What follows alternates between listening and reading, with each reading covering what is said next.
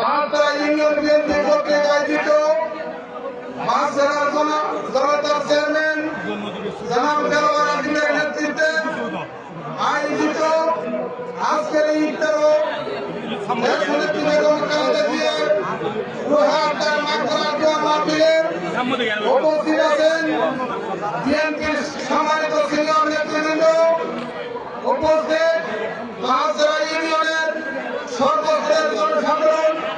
আপনাদেরকে জানাচ্ছি আমার ব্যক্তিগত পক্ষ থেকে তথা আমার প্রিয় সংগঠন বাংলাদেশ জাতীয়তাবাদী যুবদল রাজশাহী উপজেলা শাখার পক্ষ থেকে রক্তিম সমাজের সাথে সাথে আমার সালাম গ্রহণ করুন।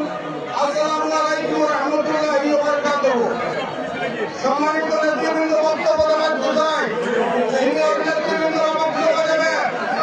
আপনারা জানেন আমরা ফেব্রুয়ারির 12 নির্বাচনে বিভিন্ন কুচক্রী মহল ষড়যন্ত্রের কারণে আমরা বাঁশখালীতে হেরে গিয়েছি, কিন্তু আমাদের নেতা বাংলাদেশের প্রাণপ্রিয় নেতা বাংলাদেশের গণমানুষের নেতা জনাব তারেক রহমান বিপুল পরিমাণ আসন নিয়ে বাংলাদেশ সরকারের মাননীয় প্রধানমন্ত্রীর আসনে অধিষ্ঠিত হয়েছে ইনশাআল্লাহ।